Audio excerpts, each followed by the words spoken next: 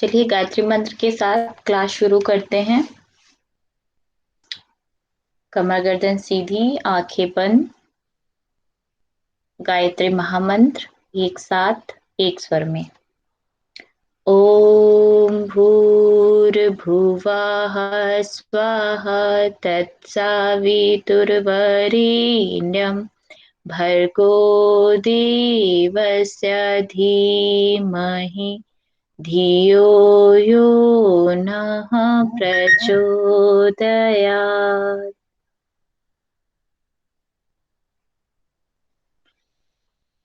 तो प्रणाम सभी को। आज की क्लास हम डाइट पे बात कर रहे थे पिछली क्लासेस में, और हमने उसमें उनके कंपोनेंट्स तक हम आ गए थे। तो चलिए एक बार हम देख लेते हैं कि पिछली क्लास में हमने एक रिव्यू ले लेते हैं छोटा सा, कि हमने उनके बारे में क्या क्या चीजें देखी, और फिर आज की क्लास शुरू करते हैं। ठीक है। बाकी अगर किसी की क्वेरीज होंगी तो क्लास के बाद में आप लोग पूछ लीजिएगा।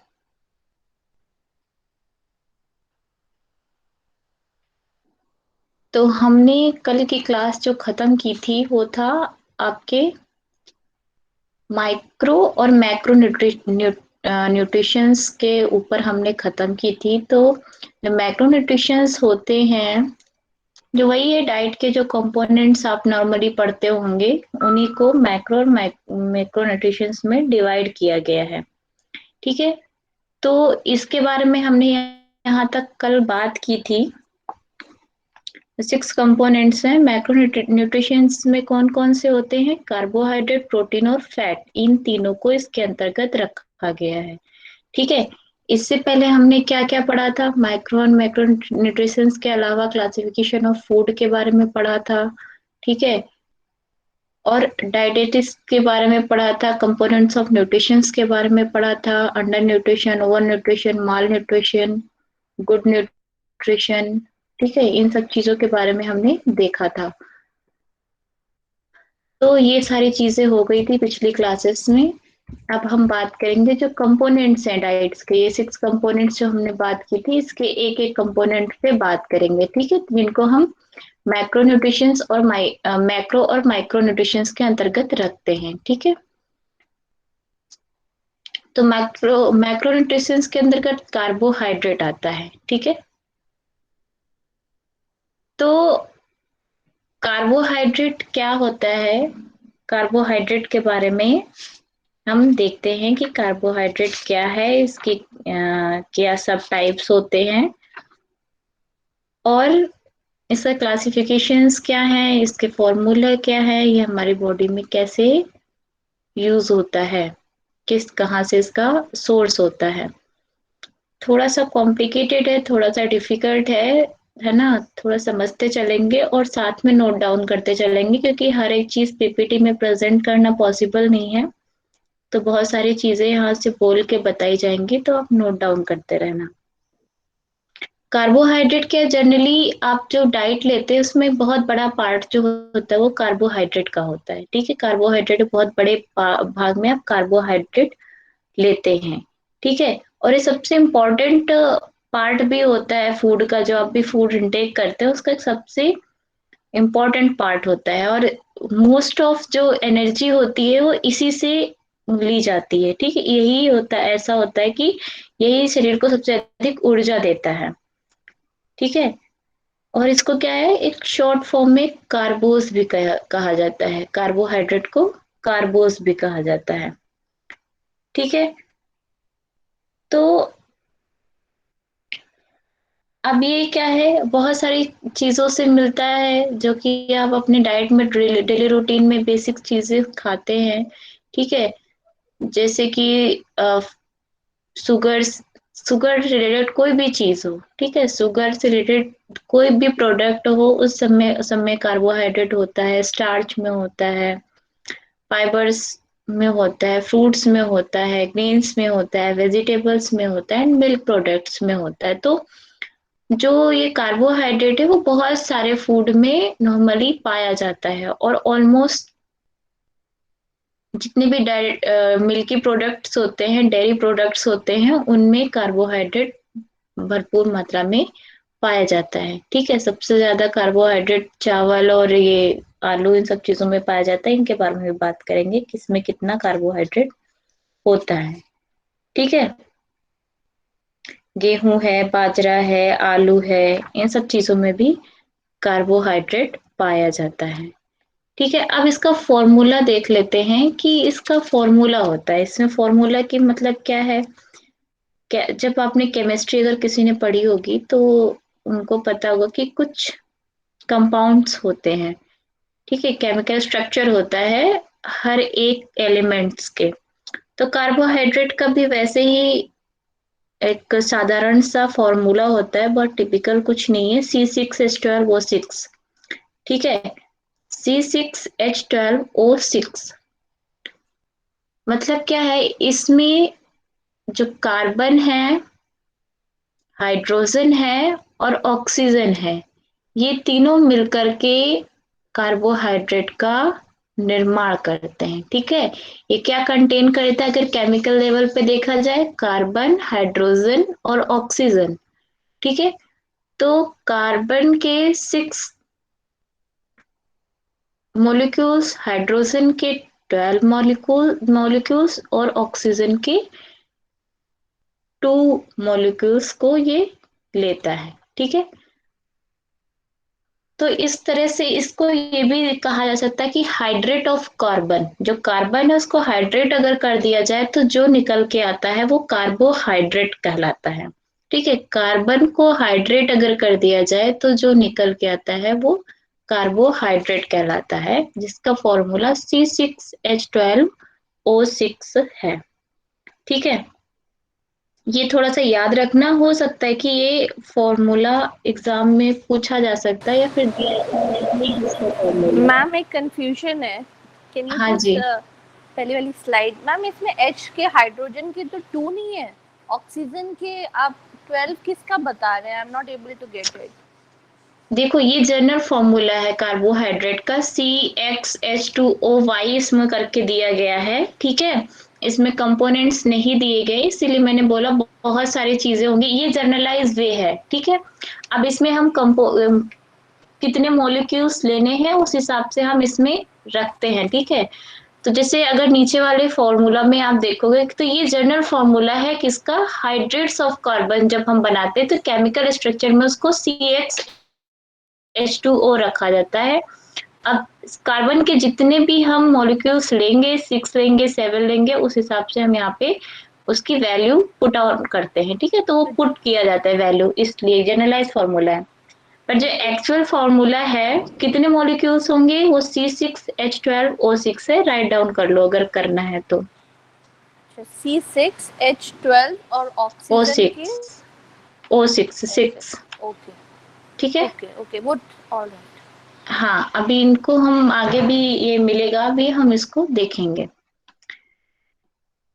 तो ये कार्बोहाइड्रेट को भी यहाँ पे हम थोड़ा सा पहले देख लेते हैं कि 2 तरह से डिवाइड किया गया है इसको। अगर हम इसका क्लासिफिकेशन या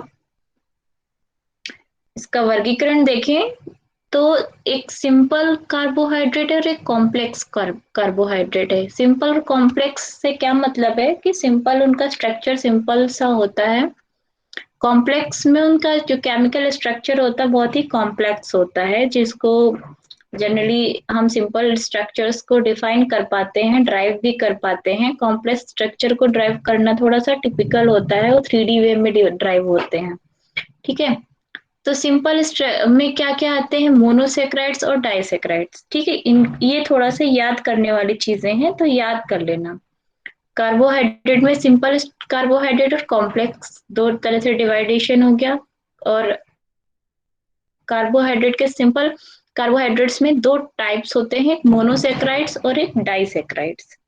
ठीक है, फिर मोनोसेक्राइड्स में भी फर्दर टाइप्स होते हैं, ग्लूकोज, फ्रैक्टोज एंड लैक्टोज। इनके नाम आपने कभी ना कभी सुने होंगे कहीं ना कहीं। ठीक है, तो ये मोनोसेक्राइड्स के 3 टाइप्स होते हैं, ग्लूकोज, फ्रैक्टोज और ग्लैक्टोज। फिर डाइसेक्राइड से 3 इसके भी टाइप्स होते हैं, माल्टोज, लैक्टोज और सुक्रोज। ठीक है, ये सभी शर्करा या फिर शुगर के ही फॉर्म है, पर वो अलग अलग तरह के फॉर्म होते हैं उनके केमिकल स्ट्रक्चर पे, उनके सोर्सेस पे। ठीक है, तो इन सब चीजों के आधार पे इनको अलग अलग तरह से डिवाइड किया गया है सभी एक तरह का शुगर ही, स्टार्च जिसे हम कह सकते हैं, नॉर्मल लैंग्वेज में बोल देते हैं। ठीक है, तो ये सभी हैं उसी की चीजें ही, बस उनके केमिकल स्ट्रक्चर के अकॉर्डिंग, उनके सोर्सेस के अकॉर्डिंग, उनके वर्क के अकॉर्डिंग उनको डिवाइड कर दिया जाता है। कॉम्प्लेक्स में पॉलीसेक्राइड्स आते हैं। पॉली मतलब बहुत सारे जिसमें सेक्राइड्स हों। मोनो में दो होते हैं, डाई, मोनो मतलब सिंगल होता है, डाई मतलब दो होते हैं। पॉली में बहुत सारे सेक्राइड्स होते हैं। अभी सेक्राइड्स के बारे में हम पढ़ेंगे क्या होता है। पॉली में क्या है, स्टार्च है, फाइबर है और ग्लाइकोजन है। तो ये याद रखना, ये क्वेश्चंस आते हैं और आए भी हैं। ठीक है, कि लैक्टोज क्या है, डाइसेक्राइड है या मोनोसेक्राइड है या पॉलीसेक्राइड है। तो आपको पता होना चाहिए लैक्टोज क्या है, फ्रैक्टोज क्या है। नाम थोड़े थोड़े एक जैसे हैं तो कंफ्यूजन नहीं होना, इसलिए थोड़ा सा क्लियर करके याद कर लीजिए तो ज्यादा अच्छा रहता है। अब हम एक ये पिक्चर के बारे में बात कर रहे थे, जैसे कि शुगर है, तो देखिए सबसे ज्यादा एनर्जी फॉर्म में चेंज होती है। शुगर से ही सबसे ज्यादा एनर्जी, या कार्बोज से सबसे ज्यादा एनर्जी फॉर्म मिलता है। तो ये जो जितने भी आपकी टाइप्स ऑफ शुगर हैं, जितना भी आप लेते हैं, मोनोसेक्राइड, डाइसेक्राइड और पॉलीसेक्राइड्स के रूप में, वो ग्लूकोज और फ्रैक्टोज में चेंजेस हो करके कुछ एसिड कोलाइल और टीसीए साइकिल्स के थ्रू, ठीक है, जैसे एस्टाकोलाइल है ना, पैराविक एसिड्स है, इनके थ्रू ब्रेक डाउन होता है ये सारे शुगर्स जो हैं। और फिर वो एक तो CO2 गैस के रूप में और फिर वाटर में, ये दोनों में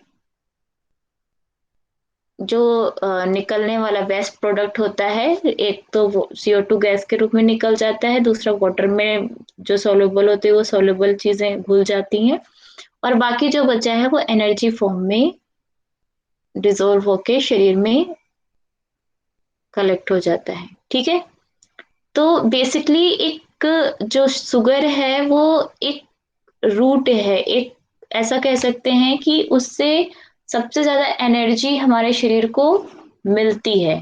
ठीक है, अब हम बात कर रहे हैं, इसके बारे में हमने बात कर ली, मोनोसेक्राइड्स को देख रहे हैं। तो देखिए इसमें स्लाइड्स में बहुत कम चीजें दिखी गई हैं, लेकिन मैं बता रही हूँ तो धीरे धीरे आप उसको लिखते चले। नहीं लिख पाएंगे तो ये लेक्चर आपको मिल जाएगा वहां पे, आपके एकेडमी पे, और वहां से आप इसको दोबारा देख सकते हैं। तो मोनोसेक्राइड्स क्या है, मोनो और सेक्राइड्स, जिसमें क्या है, मतलब एक सिंपल स्ट्रक्चर होता है, बहुत ज्यादा केमिकल स्ट्रक्चर्स इसमें नहीं होते हैं, एक सिंपल स्ट्रक्चर होता है, और जो कार्बोहाइड्रेट जो एटम्स होते हैं उनसे मिल करके ये बना होता है। ठीक है, और इनको क्या है, डिवाइड नहीं किया जा सकता। ये जो मोनोसेक्राइड्स है उनको डिवाइड नहीं किया जाता, एक सिंपल सबसे सूक्ष्म इकाई के रूप में आ जाता है और ये डिवाइड नहीं हो सकता है। ठीक है,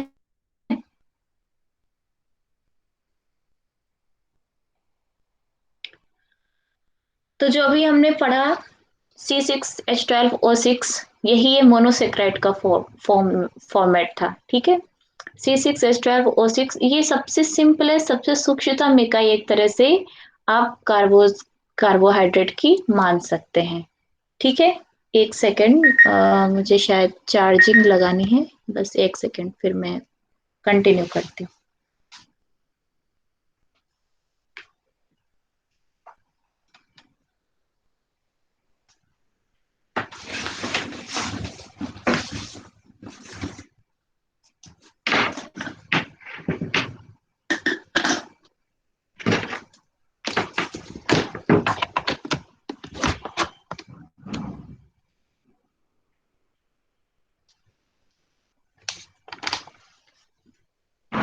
ओके, तो हम बात कर रहे थे मोनोसेक्राइड्स की। ठीक है, मोनोसेक्राइड्स में क्या होता है, इनको डिवाइड और नहीं किया जा सकता है। ये जो केमिकल यूनिट बनी है C6H12O6 की, इनको और फर्दर डिवाइड नहीं किया जा सकता है, ये सबसे सूक्ष्मतम है।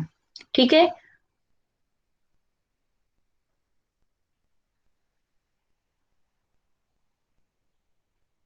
तो चलिए देख लेते हैं इसमें और क्या क्या चीजें होता है। इसमें मोनोसेक्राइड्स में भी कुछ टाइप्स होते हैं। अब इनको क्यों बांटा गया अलग अलग टाइप्स में, इनके जो स्वीटनेस होती है उसके अकॉर्डिंग, या फिर ये कितना सॉल्युबल है, वाटर के साथ कितना सॉल्युबल है, उनके अकॉर्डिंग इनको डिवाइड किया गया। उस आधार पे इनको कुछ डिवाइडेशंस दिए गए हैं। ठीक है, तो क्या क्या डिवाइडेशंस हैं? एक है ग्लूकोज, फ्रैक्टोज और ग्लैक्टोज। ठीक है, और चौथे को बोला गया है मैनोज। तो ये चार अलग अलग सब डिवीजन मोनोसेक्राइड्स के दिए गए हैं। इन चार फॉर्मेट में मोनोसेक्राइड्स को देखा जाता है। ठीक है,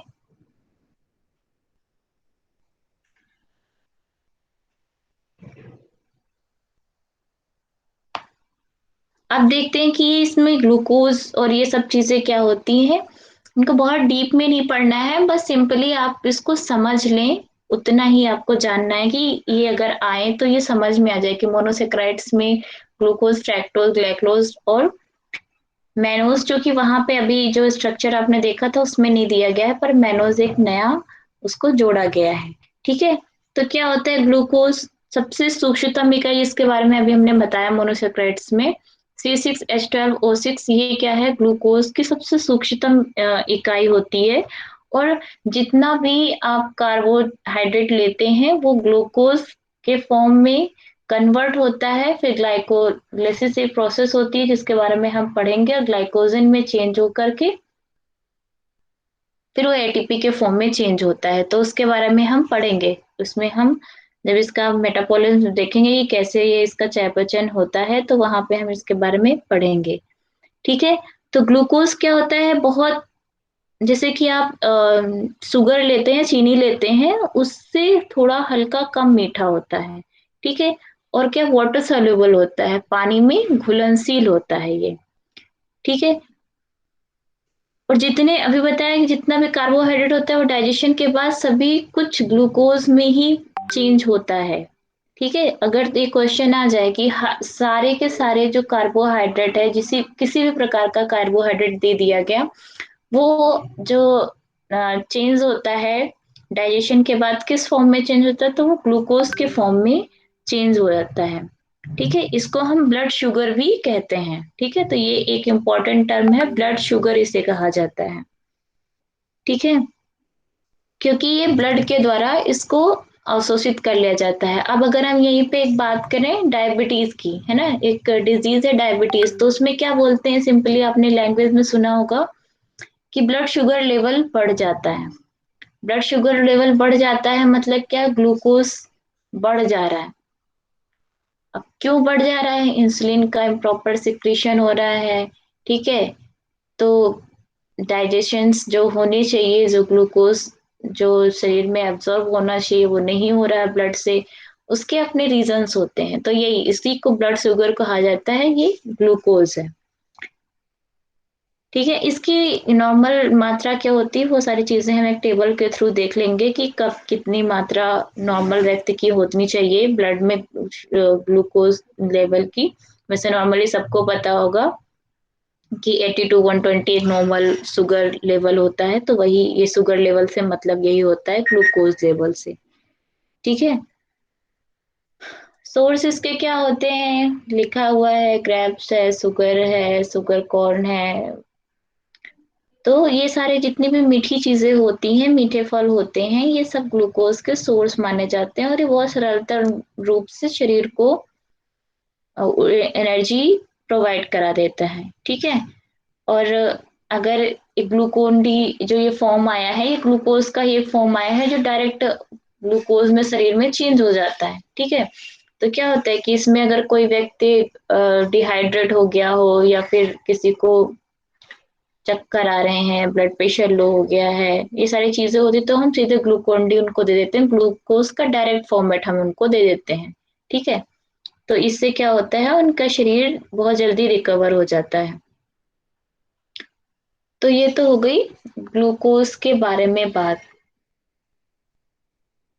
ग्लूकोज के बाद जो दूसरा आता है वो है फ्रैक्टोज। फ्रैक्टोज के बारे में भी हम ये बात कर लेते हैं कि ये क्या है कि ये भी एक बहुत ही सिंपल कार्बोज होता है, लेकिन ये क्या है, ग्लूकोज से थोड़ा अधिक मीठा होता है। ग्लूकोज क्या है, कम मीठा होता है रेदर देन फ्रैक्टोज। तो ये चीजें इंपॉर्टेंट है, याद रखना। फ्रैक्टोज क्या है, ग्लूकोज से थोड़ा अधिक मीठा होता है, ठीक है। और ये भी वाटर सोल्यूबल होता है। इसको, जैसे कि ग्लूकोज को हम ब्लड शुगर बोलते थे, फ्रैक्टोज को हम क्या बोलते हैं, फ्रूट शुगर बोलते हैं, ठीक है। ये भी क्या होता है कि जितने भी फ्रूट्स होते हैं, स्वीट फ्रूट्स होते हैं, उनमें ये पाया जाता है, ठीक है। और इसकी जो विशेषता होती है वो क्या होती है कि डाइजेशन के बाद वो एक ग्लूकोज एटम को फ्रैक्टोज में चेंज कर देता है, ठीक है। और ये दोनों ही, फ्रैक्टोज और ग्लूकोज दोनों ही लास्ट में ग्लाइकोजन के फॉर्म में कलेक्ट होते हैं। देखिए अब इसमें कई सारी चीजें एक साथ आ गई हैं, तो ध्यान रखना। मोनोसेक्राइड्स है, उनको हम कई सारे पार्ट्स में डिवाइड कर सकते हैं। पहला ग्लूकोज, फ्रैक्टोज, ग्लैक्टोज और मैनोज, ठीक है। तो अब हम क्या करेंगे, ग्लूकोज जो है, ग्लूकोज भी फिर डायरेक्ट चेंज होता है, सीधे वो यूज नहीं किया जा सकता उसको। तो ग्लूकोज को भी क्या में चेंज होता है, ग्लाइकोजन में। इसका हम पूरा एक साइकिल देखेंगे कि कैसे वो चेंज होता है। और फ्रैक्टोज भी क्या है, ग्लाइकोजन में चेंज होता है, जो कि हमारे बॉडी में फिर उसको संचित करके रख लिया जाता है, और जब जरूरत होती है तो उसका उपयोग किया जाता है, ठीक है। तो सुक्रोज क्या है, ये भी जैसे शुगर केन है, गन्ना जिसे कहते हैं, इसमें पाया जाता है और इजी टू डाइजेस्ट होता है, अच्छे से डाइजेस्ट हो जाता है। तो ये हो गया हमारा फ्रैक्टोज। फिर नेक्स्ट आता है ग्लैक्टोज। ये क्या होता है, ये थोड़ा सा कॉम्प्लेक्स होता है, ग्लूकोज और फ्रैक्टोज से थोड़ा सा कॉम्पैक्ट, जो कॉम्प्लेक्स कंडीशंस होती है वो ग्लैक्टोज की होती है। तो ग्लैक्टोज क्या होता है, ये कई सारे कार्बोहाइड्रेट को अगर कंपाउंड कर दिया जाए तो ग्लैक्टोज की कंडीशन बनती है। तो जैसे कि मिल्क में, मिल्क भी थोड़ा स्वीट होता है, मीठा होता है। जितने भी कार्बोहाइड्रेट हैं ऑलमोस्ट मीठे होते हैं। तो मिल्क में, या फिर वेजिटेबल्स लेते हैं, ठीक है, या फिर जो भी सीड्स लेते हैं, तो इन सब में ये पाया जाता है, ठीक है। और क्या होता है कि मिल्क में तो बहुत अधिक मात्रा में इसको पाया जाता है। इसके अलावा क्या होता है, ये ब्लड के द्वारा अवशोषित होकर के मस्तिष्क और हमारे जो नर्व फाइबर्स होती हैं उसमें सेरोब्रम साइट्स का निर्माण करता है, ठीक है। सेरोब्रम साइट्स आपने पढ़ा होगा। तो ये सेरोब्रम साइट्स का निर्माण करता है कौन, ग्लैक्टोज। ये इसका, इसके बारे में हो गया। अब जो नेक्स्ट है वो है मैनोज। वो क्या है, जितने भी हल्के खट्टे पदार्थ होते हैं, जो खट्टे फल होते हैं हल्का सा खट्टे होते हैं, लेकिन उनमें भी कहीं ना कहीं कार्बोज पाया जाता है। तो वो किस फॉर्म में होता है, वो मैनोज के फॉर्म में होता है। जैसे सेब हो गए, संतरे हो गए, ठीक है, बाकी बनाना हो गए, आड़ू हो गए, इन सब जिसमें जितने भी अतिरिक्त फूड होते हैं उनमें भी कहीं ना कहीं कार्बोज पाया जाता है, जो कि मैनोज के फॉर्म में होता है। तो ये सिंपली इतनी ही चीजें हैं। अब इसमें याद रखने वाली चीजें क्या है, ग्लूकोज जो है वो सबसे सिंपलेस्ट फॉर्म होता है, घुलनशील होता है, ब्लड शुगर इसे बोला जाता है, ठीक है। और डायबिटीज का कारण इरिस्पॉन्सिबल ग्लूकोज होता है। फ्रैक्टोज जो होता है वो क्या होता है, वो भी घुलनशील होता है, फ्रूट शुगर इसे बोला जाता है, ठीक है। और ये भी क्या है, ग्लाइकोजन के फॉर्म में संचित होता है, जैसे कि ग्लूकोज हो रहा था। ग्लैक्टोज जो था वो क्या था, ये थोड़ा सा कॉम्प्लिकेटेड होता है। और ये जो इसका सोर्स है वो मिल्क या मिल्की प्रोडक्ट्स और वेजिटेबल्स होते हैं और सीड्स होती हैं, ठीक है। और ये नेचुरल फॉर्म में पाया जाता है। ठीक है, बाकी चीजें क्या होती है उसमें केमिकल प्रोसेस होती है, बट ये नेचुरल फॉर्म में पाया जाता है। और ये ब्रेन में क्या होता है, सेरेब्रोसाइट्स का निर्माण करता है। मोनोसाइट मैनोस क्या होते हैं, मैनोस जितने भी अतिरिक्त जितने भी प्रकार के फ्रूट्स होते हैं उनमें जो इनडाइजेस्टिव फूड्स होते हैं उनमें भी इनफैक्ट कहीं ना कहीं कार्बोज उपस्थित होता है, तो वो कार्बोज जो है वो मैनोस के फॉर्म में उपस्थित होता है। ठीक है, ये हो गया मोनोसेक्राइड्स के बारे में। ये बस थोड़ा थोड़ा ही पढ़ना, बहुत डिटेल में नहीं जाना है इनके चीजों को, जो कुछ इंपॉर्टेंट चीजें हैं वो हम बाद में देखेंगे। ये मोनोसेक्राइड्स का एक स्ट्रक्चर होता है, थोड़ा सा केमिकल स्ट्रक्चर किस तरह से होता है, तो ये ग्लूकोज हो गया, फ्रैक्टोज हो गया और ग्लैक्टोज हो गया। इनका कुछ इस प्रकार से इसका स्ट्रक्चर होता है।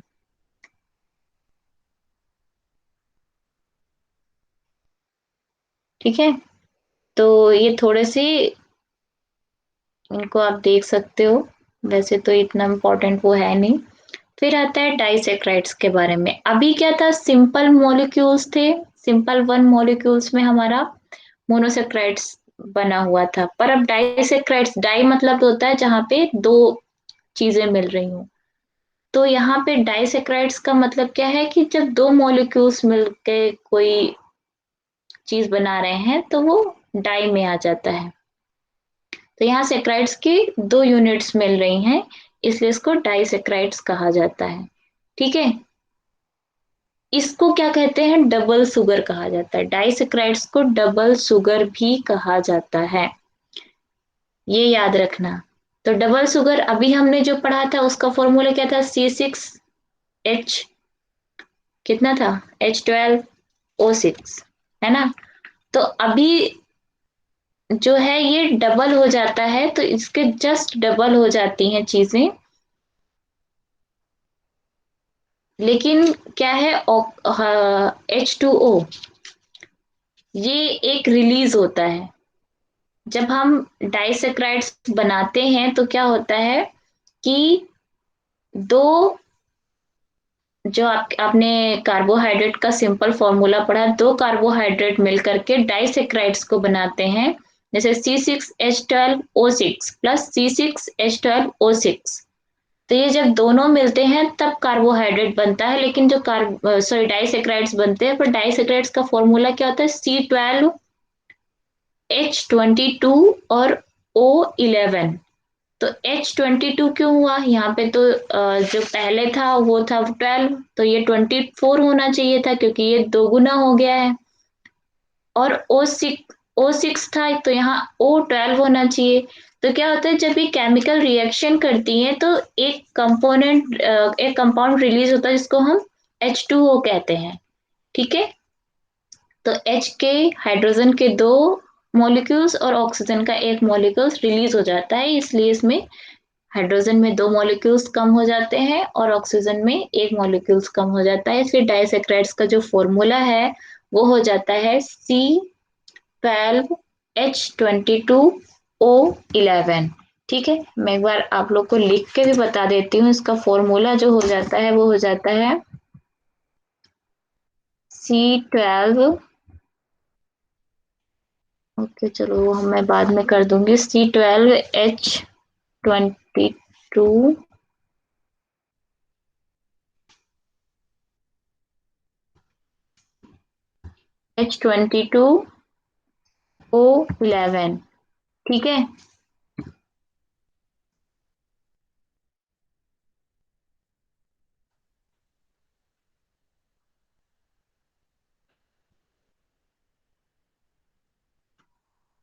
चलिए, तो ये एक अभी जो हमने देखा था वो क्या था, इस चीज को समझ लेना थोड़ा सा, क्योंकि ये थोड़ा सा दिक्कत आती है।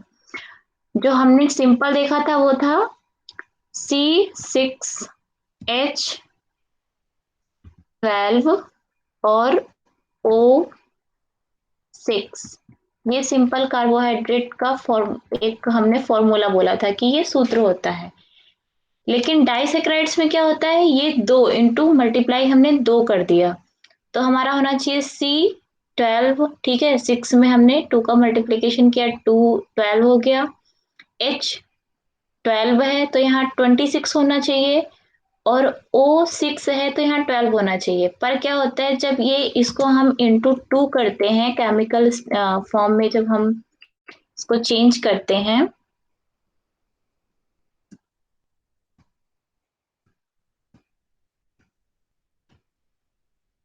तो क्या होता है कि हमारे यहाँ पे एक मॉलिक्यूल रिलीज होता है। वो क्या होता है, जब हम इसको करेंगे तो एक मॉलिक्यूल्स यहाँ से रिलीज होता है, या फिर आप कह सकते हैं माइनस होता है। वो क्या होता है, H2O। ठीक है, तो इसका ये रिलीज होने के कारण ये जो है फॉर्मूला यहाँ पे चेंज हो जाता है थोड़ा। तो बस यही समझाना था, आई थिंक सभी को समझ में आ गया होगा ये चीज। अब डाइसेक्राइड्स क्या होते हैं, जल में घुल तो जाते हैं पर क्या होते हैं, कंप्लीट नहीं घुलते हैं। ठीक है, और ये कार्बोहाइड्रेट्स जो है मोनोसेक्राइड से ये कुछ अधिक मीठे होते हैं। ठीक है, जैसे कि आपने देखा होगा कि जो गन्ने का जूस होता है, रस होता है, वो एकदम लिक्विड फॉर्म में होता है, उसको घोल सकते हैं। लेकिन उसी को अगर हल्का सा चीनी फॉर्म में ला लिया जाए तो क्या हो जाएगा, वो डाइसेक्राइड्स में कन्वर्ट हो जाता है। ठीक है, तो क्या है, वो तुरंत आपका तुरंत पानी में नहीं घुलता, थोड़ा सा टाइम लेता है। ठीक है, और ये क्या होता है, अधिक मीठी होती है। ये जो फॉर्म होता है कंपेयर टू लिक्विड फॉर्म थोड़ा सा ज्यादा मीठा होता है डाइसेक्राइड्स। ठीक है, तो डाइसेक्राइड्स को भी हम कई सारे सब डिविजन्स हैं, सुक्रोज है, माल्टोज है और लैक्टोज है। तो सुक्रोज क्या होता है, सुक्रोज जो कि अभी मैंने बताया कि गन्ने हो गया या चुकंदर हो गया, या इसकी जो शुगर बनती है थोड़ा हार्ड फॉर्म में, जिसको हम नॉर्मल भाषा में चीनी या शक्कर बोलते हैं।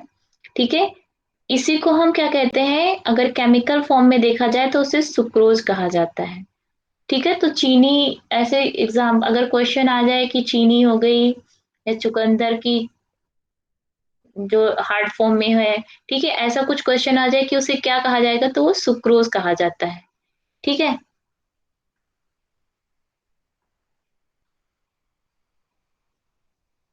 इसकी सबसे ज्यादा जो मात्रा उपस्थित होती है वो कहाँ कहाँ होती है, वो गन्ने में, चुकंदर में और ताड़ में।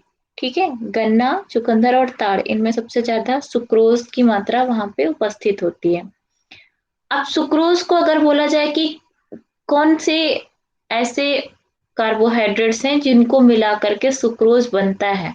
देखिए, अभी आपने जब पढ़ा सुना कि गन्ने का लिक्विड फॉर्मेट है, तब तो वो क्या है, मोनोसेक्राइड्स है। लेकिन जैसे ही वो चीनी या शर्करा में चेंज हो रहा है, वो डाइसेक्राइड्स में हो गया। तो सुक्रोज कहीं ना कहीं मोनोसेक्राइड से ही मिलकर के बना होगा। तो सुक्रोज जो है वो ग्लूकोज और फ्रैक्टोज, ठीक है, जो फ्रैक्टोज अभी हमने पढ़ा, ग्लूकोज और फ्रैक्टोज को अगर कंबाइन कर दिया जाए तो क्या बनता है, सुक्रोज बनता है। यहाँ पे देखो ये सुक्रोज दिया गया है, एक ग्लूकोज का स्ट्रक्चर है, केमिकल स्ट्रक्चर, और एक फ्रैक्टोज का केमिकल स्ट्रक्चर है। इन दोनों को जब कंबाइन कर दिया जाता है तब सुक्रोज बनता है। ठीक है, और ये अधिक मीठा होता है।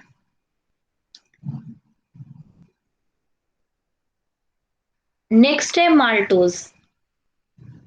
माल्टोज क्या होता है, जितने भी जैसे अनाज होते हैं, या फिर जो आप अंकुरित चीजें खाते हैं, जितने भी सीड्स होती हैं बेसिकली, और मिल्क होता है, इनमें जो शर्करा पाई जाती है, इसको हम क्या कहते हैं, माल्टोज कहते हैं। ठीक है, ये क्या है, पॉलीसेक्राइड स्टार्च में इसका डाइजेशन होता है। ठीक है, और क्या है, ग्लूकोज के फॉर्म में ही ये डाइजेस्ट होता है लास्ट में जाकर के।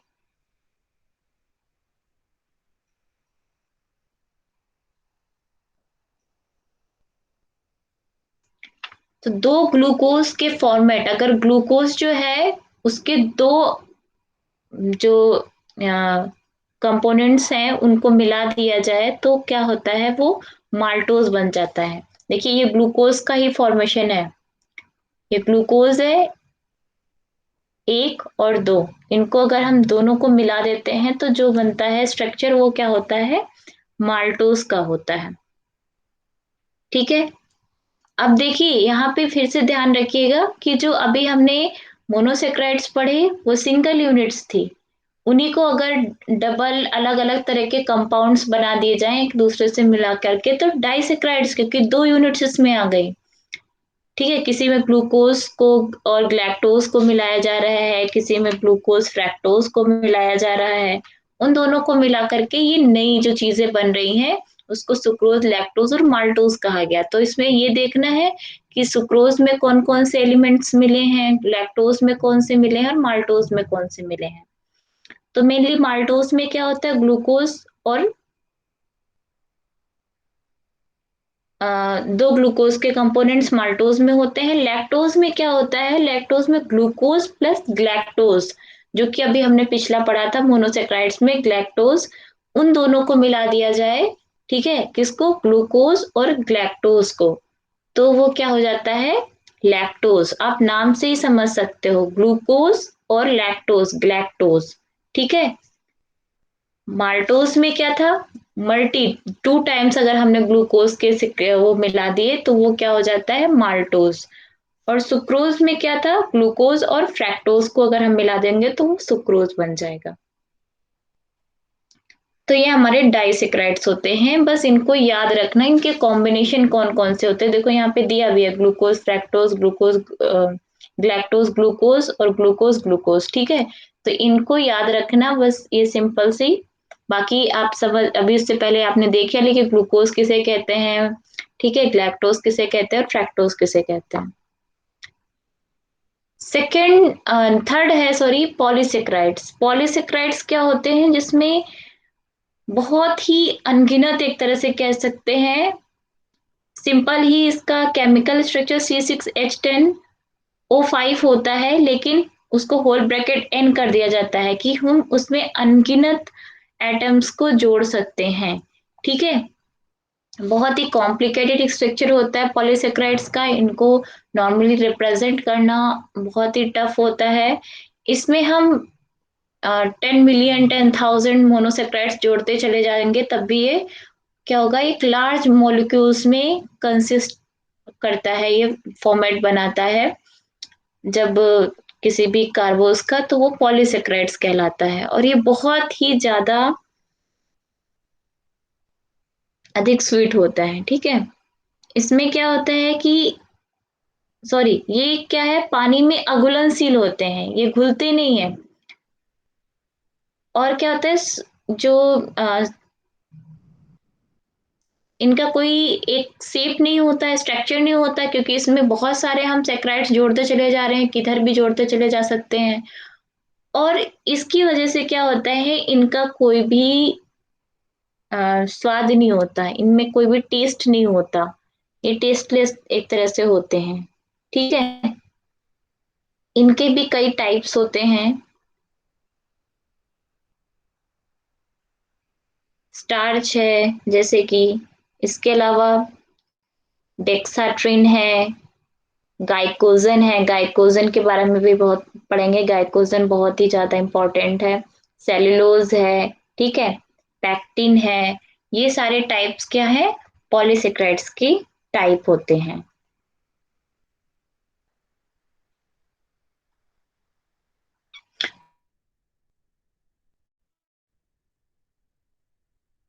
तो स्टार्च जो है,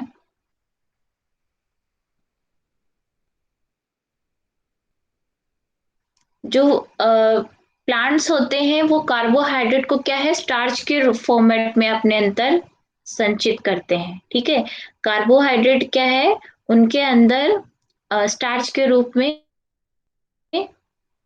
इकट्ठा होता है।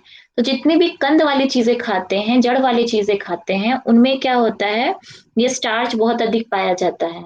ठीक है, जैसे कि आप आलू खाते हैं या फिर जितनी भी चीजें जमीन से खोद के खा रहे हैं, उनमें स्टार्च अधिक पाया जाता है। और इनकी क्या है, स्ट्रक्चर बहुत अलग अलग होते हैं। ये सीड्स में भी पाए जाते हैं, तो सीड्स का भी जब हम एक हमारा एक और टॉपिक है जिसमें हम सीड्स के बारे में पढ़ेंगे, तो सीड्स के स्ट्रक्चर के अकॉर्डिंग उनका केमिकल स्ट्रक्चर चेंज हो जाता है। अगर कोई कंद है, जमीन से रूट की चीजें हैं, तो उनके अकॉर्डिंग इनका केमिकल स्ट्रक्चर चेंज हो जाता है। और फूड के में कार्बोहाइड्रेट के जो नेचुरल फॉर्मेट है उसी में ये आता है। ठीक है। जब तक कोई फ्रूट हम क्या है कच्चा रहता है तो हम उसको खाते हैं तो वो फीकापन होता है उसमें। जैसे कि अभी आम खाएंगे तो उसमें जो मिठास होनी चाहिए वो नहीं होगी। ठीक है। तो वो क्यों होती है? क्योंकि उसमें स्टार्च उस समय उपस्थित रहता है। वो स्टार्च के फॉर्म में हमारी जो कार आप ग्लूकोज पढ़ रहे हैं या कार्बोहाइड्रेट का जो फॉर्मेट है वो स्टार्च के रूप में है। ऐसा नहीं है कि उसमें शुगर नहीं है, शुगर है, लेकिन वो स्टार्च के फॉर्मेट में है, इसलिए वो मीठा स्वाद नहीं दे रहा है। ठीक है। लेकिन क्या होता है जैसे वो पकने लग जाता है, पक जाता है, जो जो स्टार्च है वो डाइसेक्राइड या मोनोसेक्राइड्स में चेंज होने लग जाता है। ठीक है। तो क्या होता है उसमें मिठास आना शुरू हो जाती है। तो स्टार्च क्या है, जब बहुत ज्यादा घनिष्ठ फॉर्म में आ जाती हैं चीजें तो उसमें टेस्ट खत्म हो जाता है, टेस्ट नहीं रह जाता है। जो हमारे केमिकल स्ट्रक्चर है उनको, उनके एटम्स को प्रॉपर स्पेस चाहिए टेस्ट के लिए। ठीक है। तो क्या होता है जब स्टार्च, जब कच्ची चीजें होती हैं, कच्चे फ्रूट्स होते हैं, वो उतने मीठे इसलिए नहीं होते क्योंकि वो स्टार्च फॉर्म में होते हैं। और जब उनको पका दिया जाता है या पक जाते हैं तो उनमें मिठास आ जाती है अपने आप। क्यों आ जाती है? क्योंकि वो डाइसेक्राइड, वो स्टार्च जो था वो डाइसेक्राइड से मोनोसेक्राइड्स में अब चेंज हो गया है। ठीक है। इसके पहले हमने पॉलीसेक्राइड से पहले जो हमने पढ़े थे उनमें चेंज हो गया है। तो उसके कारण क्या होती है, उसके अंदर मिठास आ जाती है। जैसे कि केला हो गया, सेब, पपीता, जितने भी फ्रूट्स होते हैं वो सारे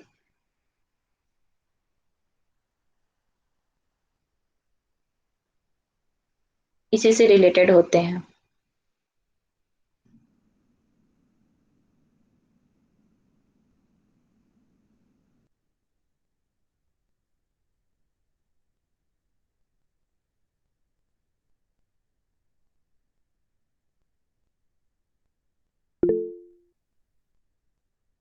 आती है। जैसे गेहूं है, चना है, मटर है, इनकी सीड्स या चावल की सीड्स को अगर आप कच्चा खाओ तो उनमें एक मिठास रहती है। लेकिन जैसे जैसे वो पक जाते हैं उनकी मिठास खत्म हो जाती है। तो क्यों? क्योंकि जब ये अनाज जो है वो कच्चे फॉर्म में रहते हैं तो वो मोनोसेक्राइड्स या डाइसेक्राइड्स से युक्त होते हैं, उनमें मोनोसेक्राइड्स और डाइसेक्राइड्स पाया जाता है। लेकिन जब वो पक जाते हैं तो क्या होता है, वो स्टार्च के रूप में, वो जो कार्बोहाइड्रेट है वो स्टार्च के रूप में कन्वर्ट हो जाता है। ठीक है। इसलिए उनमें मिठास समाप्त हो जाती है।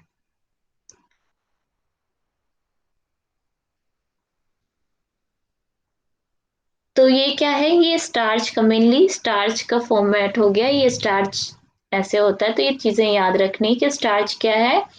मोनोसेक्राइड्स और डाइसेक्राइड्स को अगर कंपोनेंट्स को हम कंबाइंड में रख लेते हैं तो स्टार्च बन जाता है पॉलीसेक्राइड्स के रूप में। पॉली मतलब जो सेक्राइड्स हैं कई सारे आ गए।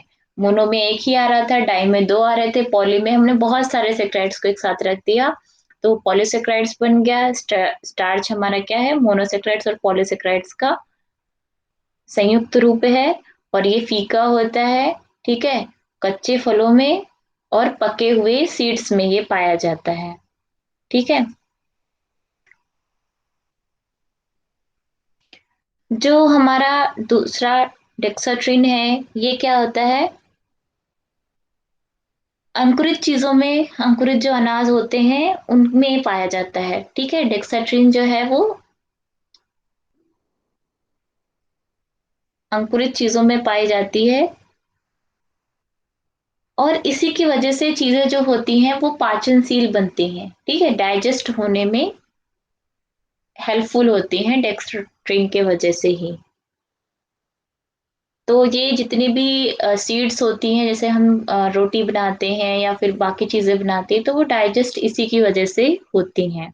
नेक्स्ट जो है वो है गाइकोजन। गाइकोजन क्या है कि जो कार्बोज है वो गाइकोजन के फॉर्मेट में हमारा, अभी हमने बताया था शुरू में कि जो कार्बोहाइड्रेट है वो सारा का सारा ग्लूकोज में कन्वर्ट होता है, फिर ग्लाइकोजन में कन्वर्ट होकर के बॉडी में इकट्ठा होता है, ठीक है? तो इसको हम क्या बोलते हैं, एनिमल स्टार्च भी इसको कहा जाता है। एनिमल स्टार्च किसे कहा जाता है? ग्लाइकोजन को कहा जाता है, ये याद रखने वाली चीज है। और सेम प्लांट्स में भी स्टार्च होता है, अभी हमने बताया कि प्लांट्स में स्टार्च को स्टोर करके रखते हैं वो। तो जो एनिमल स्टार्च होता है वो क्या होता है? ग्लाइकोजन होता है। वो प्लांट्स क्या करते हैं, कार्बोहाइड्रेट को नॉर्मल प्लांट्स स्टार्च में स्टोर करके रखते हैं, और जो ह्यूमंस होते हैं उसमें जो कार्बोहाइड्रेट है वो ग्लाइकोजन के फॉर्म में स्टोर होता है, इसलिए उसको एनिमल स्टार्च कहा जाता है, ठीक है? अब ये कहाँ होता है? ये मांसपेशियों में, ठीक है, आपके लिवर में, इन सब चीजों में ये उपस्थित होता है, यहाँ पे स्टोर होता है। और जब शरीर को एनर्जी की आवश्यकता हो रही हो और आपको फूड के द्वारा इनटेक नहीं हो रही है एनर्जी, फूड नहीं ले पा रहे हैं, तो क्या है, जो हमारा स्टोर ग्लाइकोजन है, ये क्या होता है, ये कन्वर्ट होता है फिर और एनर्जी प्रोवाइड कराता है। तो ये हो गया ग्लाइकोजन के बारे में। नेक्स्ट है सेलुलोज। सेलुलोज क्या होता है? ये भी एक तरह का बहुत कॉम्प्लेक्स स्ट्रक्चर है, क्योंकि ये पॉलीसेक्राइड्स हैं, तो कॉम्प्लेक्स होंगे। और ये क्या है? अघुलनशील है, घुलता नहीं है, और इनडाइजेस्टिबल होता है, डाइजेस्ट भी नहीं होता है।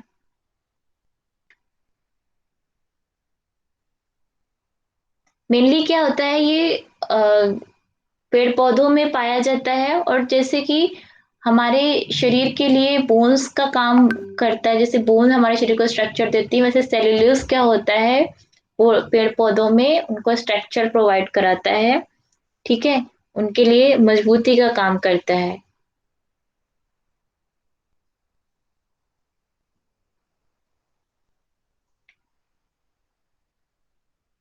अब क्या होता है, जितने भी फाइबर्स के बारे में आपने पढ़ा होगा, रेशे के बारे में पढ़ा होगा, बोलेंगे जब इंडाइजेशन हो जाता है कि रेशे वाली चीजें खाओ, तो वो रेशे वाली चीजें क्या होती हैं? वही सेलुलोज होता है। वो शरीर हमारे मनुष्य के शरीर में वैसे कोई डायरेक्टली इफेक्ट नहीं करता है, लेकिन वो क्या करता है, फूड को डाइजेस्ट करने में बहुत बड़ा रोल निभाता है, ठीक है?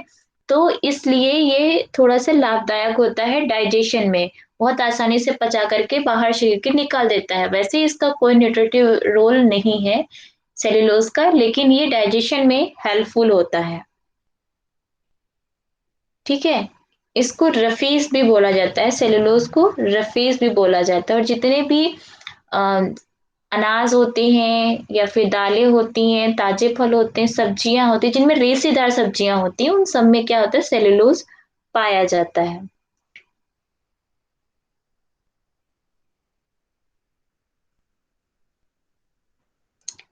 अब ये जो पैक्टिन है, ये क्या है, जिन भी चीजों में जेली फॉर्मेट में चीजें आ जाती हैं, जैसे कि आप चीजों को जैम जेली बना देते हैं, तो वो जो जेली है, वो जब आप कार्बोहाइड्रेट जेली के फॉर्म में चेंज